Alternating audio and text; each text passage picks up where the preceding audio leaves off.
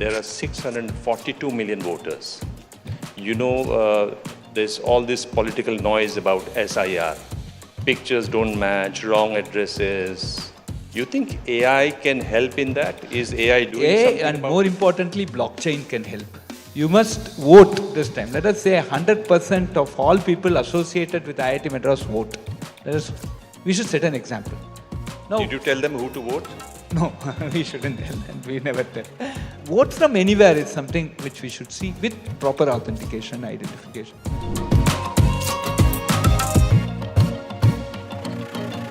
ஆச்சி royal gulab jamun packs ஒன்று வாங்கினால் ஒன்று இலவசம். Namaskar, मैं हूं Dibang, and we have a very special guest. I think he needs a loud round of applause.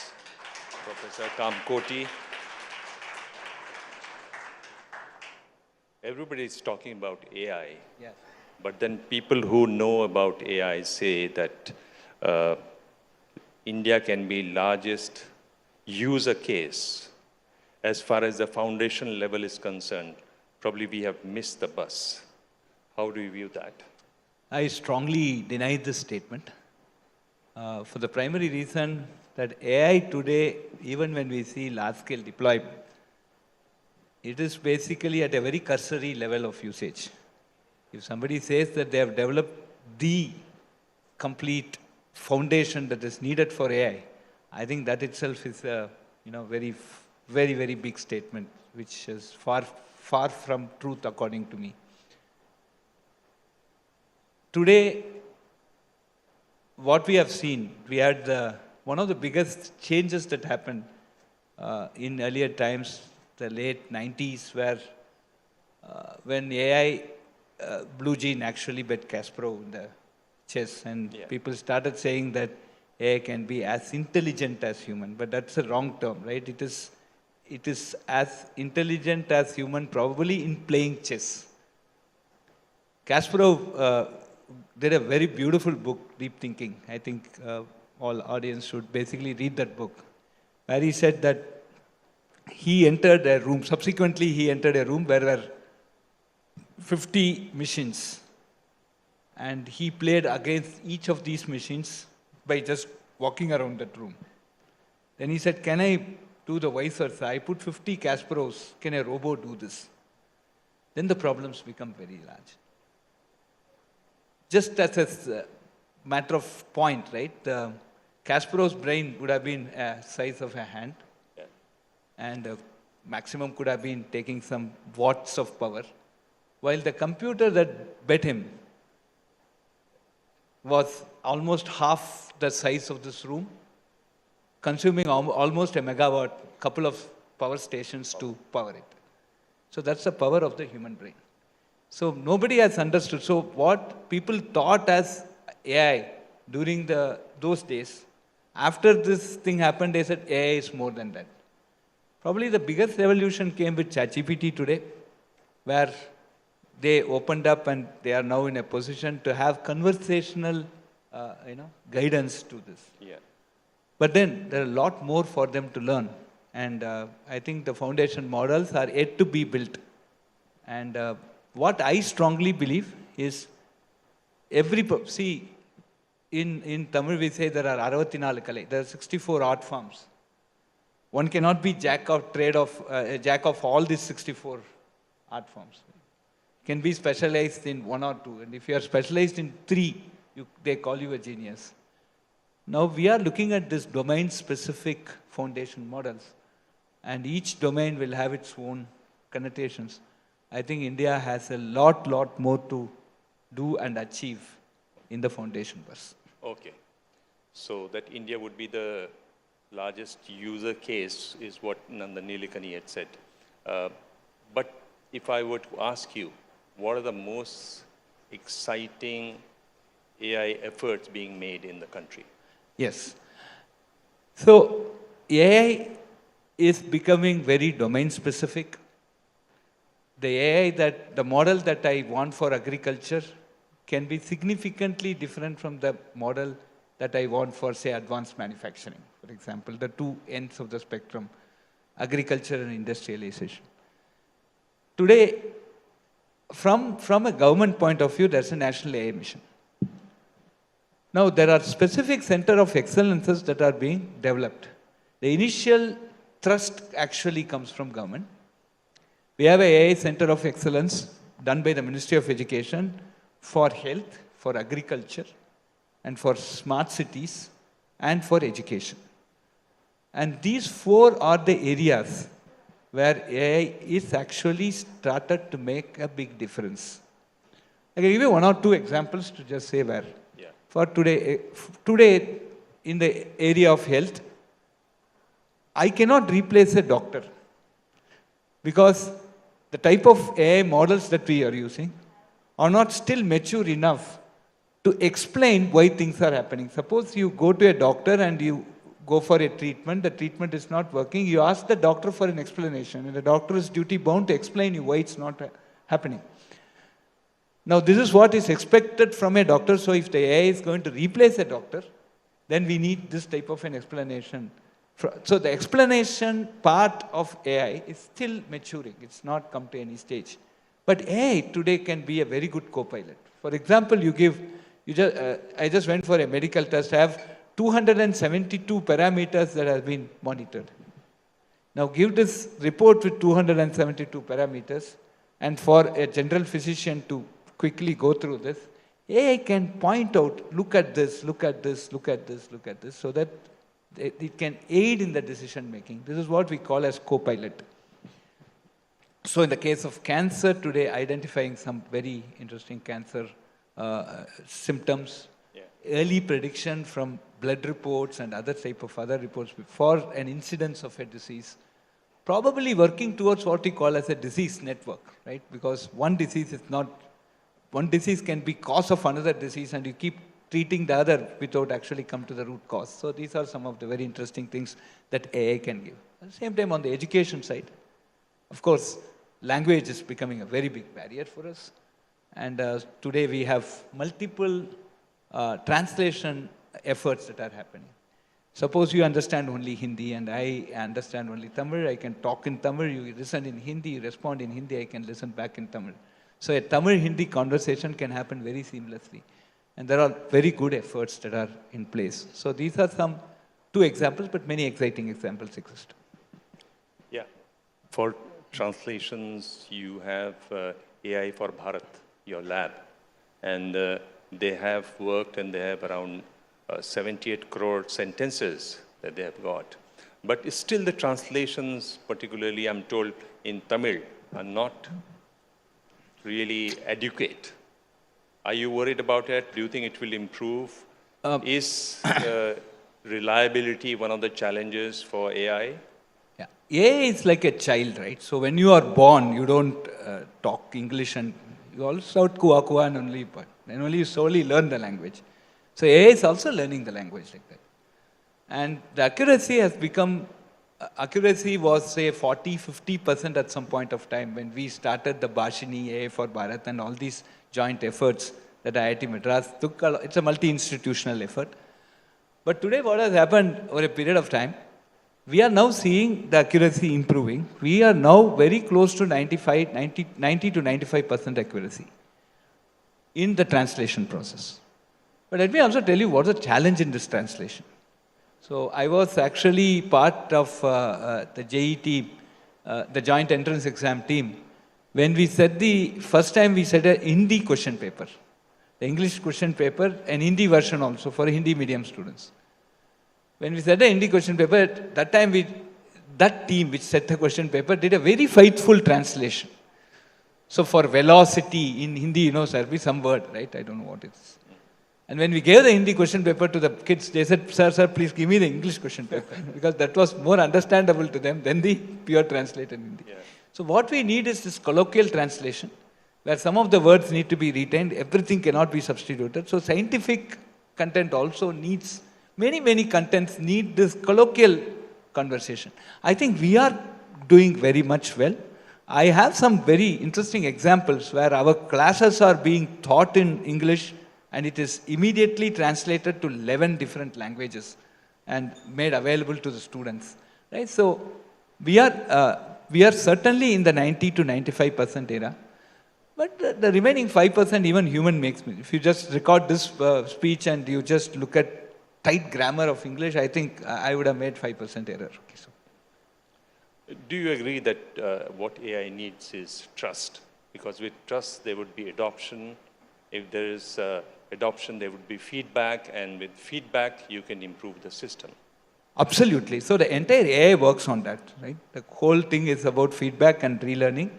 The entire concept of deep learning, though we say it's a supervised learning where we train, see, AI is like a child, we train it with a lot of data, and then it starts answering based on the data it has learned. If you give it good data, it will give you good answers. If you give bad data, it will give it bad answers, okay?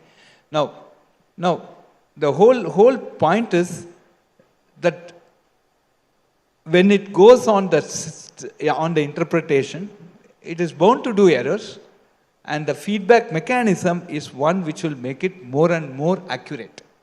Accuracy is different from trust. Trust essentially is that this model gives me an answer, how much I can rely on that answer, right? And it can be accurate based on the data it has, but how much trust I can have. So that gives us a little more bigger, social framework. Like if I have an India-specific model, I ask that model some questions. It should give me an answer that is what reflects the true nature of that answer, right? So it cannot give some arbitrary answer.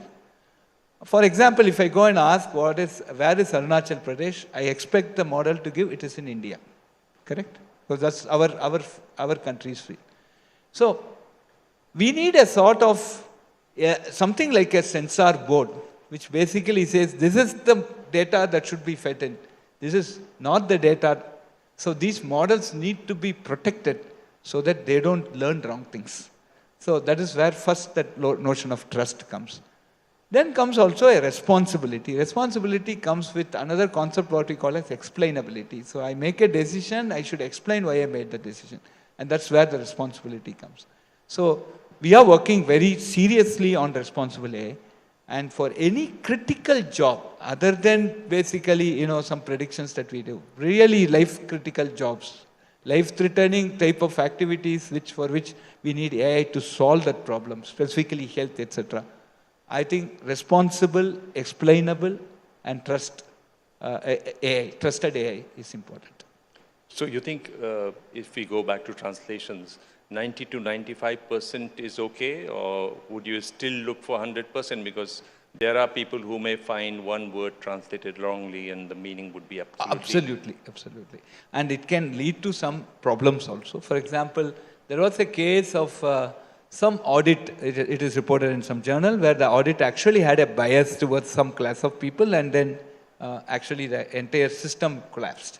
So this must be very, very, very carefully addressed. And especially it is better to say I don't know the translation rather than translating into some wrong words. And that's very, very important. And that is where this, what you call as the responsible AI comes in. This 90 to 95% accuracy is something which is manageable today because we are able to run the systems with that. It's not too heavy, and we achieve the purpose. So my grammar, actually, again I repeat, if you record this speech and find out how many grammatical errors I have, it will surely be probably even more than 10%. Okay? But hopefully all of them, they are not moving out of the hall. Hopefully they are understanding what I'm saying here. So that's the spirit. One of the areas where AI can really help is land records. Huh? Land records. Land records. I mean, if you see a state like Bihar, the largest number of cases are land disputes. 45% of deaths, violent deaths, are because of land disputes.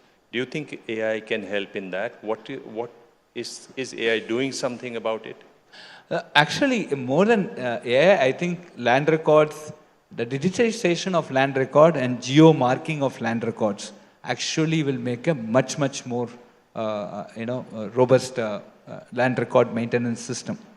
I don't know where AI can really play a role there, but surely today, geotagging of the land. For example, I give a loan to I'm a banker. Assume I'm a banker and I'm giving a loan to someone.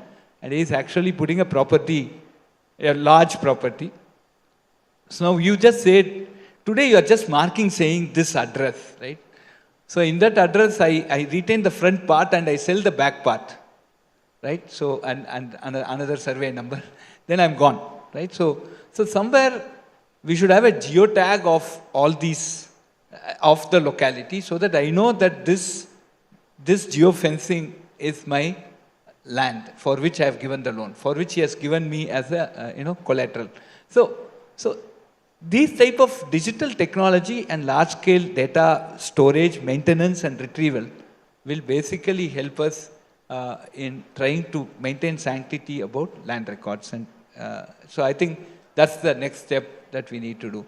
AI can play a role in terms of saying that you take a lot of images of that land on a daily basis, and you can basically see what is happening there. Is somebody coming and coming into that land, they are illegally occupying, or so these type of things can be monitored, and probably that can be a very good way by which AI can help by image processing and comparing it with previous data and really predicting some activity that's happening, mapping on that activity to some approvals. Some building is happening there. Does it have a, say in Chennai we have the CMDA, does it have a CMDA approval? Oh, this geotag is not having it, so what is that activity? So these type of things can be launched. Yeah. One of the largest employment programs for the government is the National Rural Employment Guarantee Scheme. Yeah. National? So in that, NREGA. Yeah. So in that, do you think AI can help? Because a lot of people are denied their wages because the photograph doesn't match, the thumb impressions don't match. Do you think AI can play a role there? Yes, absolutely. So today, identity can be much more robustly done with AI. Of course, there is a trust parameter and a responsibility parameter that's coming up. As we see, the Aadhaar systems, when we enrolled, say for example, 10 years or 15 years before when we enrolled, the type of biometric systems were there, which captured and that were stored. And what we see today, there's a major improvement. So AI is actually playing a very good role in face recognition, in any of your biometric recognition. And I think once that ID part, identification part is addressed, I think we are really going to make a bigger effect. We basically can say that yes, this particular work is assigned to this particular person and the money is paid to this particular person. These two are very important in MNREGA. What you assign to a particular person, whether that money has reached that particular person, and is that person is receiving it, etc. So, and whether that person worked or not. So all these things could be, biometry will play an important role, and I'm sure it's going to be, AI can play a very important role in that identification part. Yes. So, Professor Kamkoti, when India had the first ever election, there were 106 million voters. Now, in the last election, there are 642 million voters. There's all this political noise about SIR. Pictures don't match, wrong addresses, people who are there, there's duplication, large number of duplication. You think AI can help in that? Is AI doing something and about more importantly, blockchain can help and always today one point of time. So today, when we actually see last election as a responsibility of a learned community, telling all my boys that you must vote this time. Let us say 100% of all people associated with IIT Madras vote. We should set an example. Now, did you tell them who to vote? Did you also tell them who to vote? No, we shouldn't tell, and we never tell. Okay, but then at that point of time, many kids actually told, see, they have come from some far-off places. Their voting is in say some, and for them to go back and come, it'll be another 7-8 days, and they have some conference deadlines and other things. So at least 20-30% of the kids did not go and vote because it's far off, they couldn't. So I think vote from anywhere is something which we should see with proper authentication, identification. I think if biometry works very nicely and there is a biometry-based voter database clear, and anybody can log in with their biometry on a system, on a portal, and they can be routed to their respective constituency on the election day, and they can cast a vote online, right? And we should have blockchain to basically prove that this is the person and this is the vote he has done. So that, this is a vote that has been casted. Of course, we should maintain the confidentiality, etc. Then I think that will be a very interesting thing. So we did evolve such a system at IIT Madras, and then we did put for our very minimal 3,000 voters for our student election. It did work out. So we actually put the system on a e-cart, and we drove it to multiple hostels and said you can come in. We gave them a small enclosure. They could come and cast a vote. And it worked out very nicely. So hopefully someday we'll reach that stage so that there can be more participation in the voting process. As a democracy, we need that. But if the Election Commission approaches you for purification of the voters list, would you be willing to help? Do you think AI can help in that?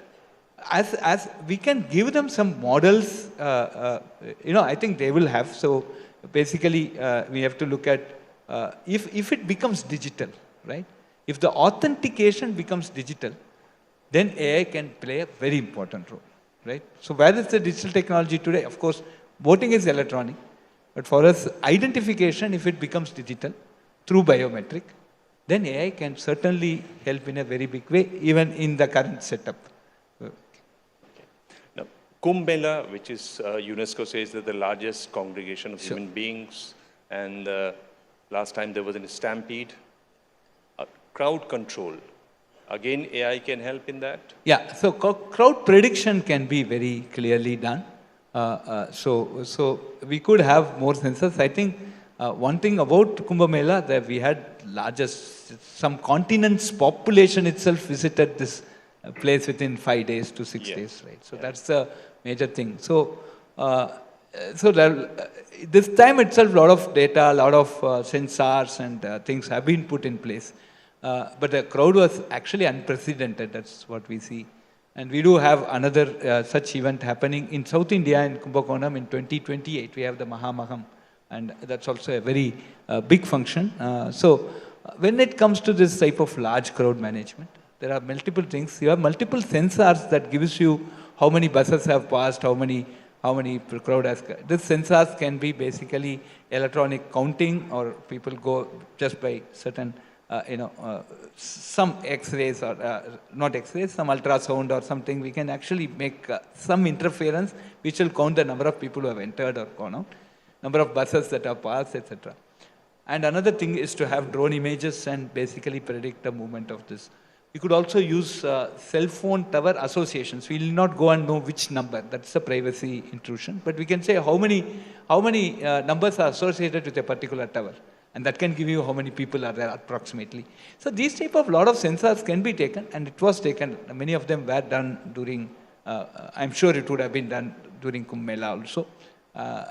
And that can basically guide the overall crowd management. And we can have very good AI algorithms which can project or give us some path. Okay, this much crowd has come. So here you put a blockade, so that, we can control the crowd. AI surely AI can play a role. For a lot of people, AI is going to be a big demon. A lot of people who are listening or who are watching this, they will lose their jobs because of AI.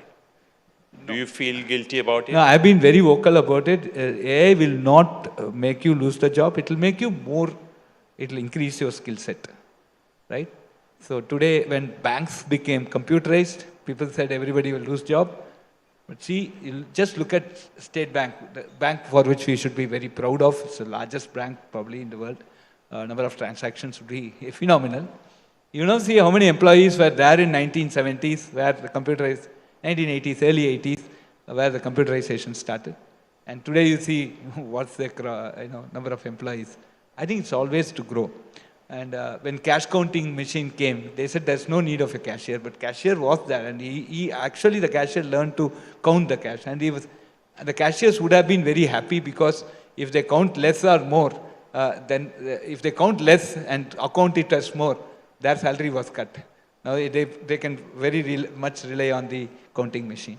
So I think there are a lot of jobs which the human should not be doing.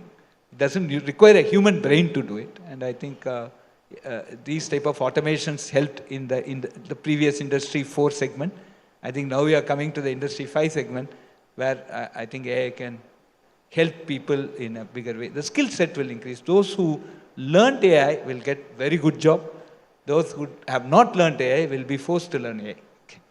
Okay. So I speak to a lot of people when I do interviews, and I think I'm letting out a secret that you still don't have a passport. Why? Yeah, there's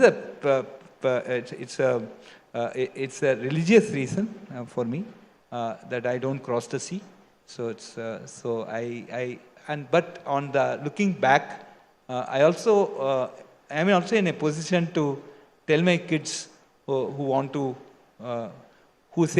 ask me for advice that can you achieve something in India? I said you can do something. At least you can become an IIT director. Thank you so much, Mr. Kamakodi. Thank you so much for this enlightening conversation. Aachi royal gulab jamun packs ஒன்று வாங்கினால் ஒன்று இலவசம்.